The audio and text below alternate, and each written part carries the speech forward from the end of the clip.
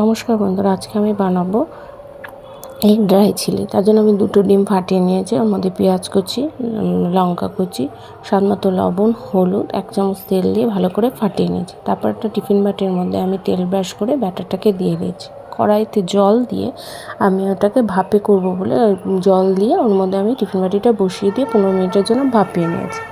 এবার ভাপানো হয়ে গেলে 15 মিনিট পরে নামিয়ে ওটাকে আমি টুকরো টুকরো করে নিয়েছি। টুকরো করার কড়াইতে তেল দিয়ে আমি একটু ভাজা ভাজা করে নিয়েছি।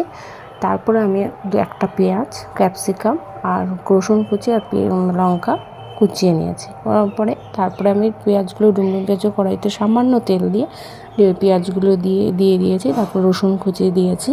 তারপরে আমি ক্যাপসিকামটা দিয়ে লঙ্কা কুচি দিয়ে ভালো করে নাড়িয়ে এদিকে আমি একটা বোলের মধ্যে টমচি, সয়া সস আর কাশ্মীরি মির্চ দিয়ে ভালো করে মিশিয়ে নিয়েছি। তারপরে আমি কড়াইতে ডিমটাও দিয়ে দিয়েছি। পেঁয়াজগুলো আর ক্যাপসিকামটা ভাজা ভাজা হলে ডিমটা দিয়ে তার মধ্যে আমি সসটা দিয়ে দিয়েছি।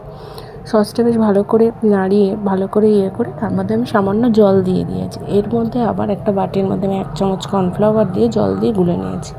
তারপর যে জলটা ফুটে এসেছে তখনই আমি ওই কর্নফ্লাওয়ারের জলটা দিয়ে দিয়েছি। এবার ভালো করে নাড়িয়ে যখন একদম জলটা শুকিয়ে গেছে, একদম প্রায় হয়ে গেছে, তখন আমি ওটাকে তার মধ্যে একটু নুন দিয়ে আর নামানোর আগে ধনেপাতা দিয়ে নামিয়ে নিয়েছি।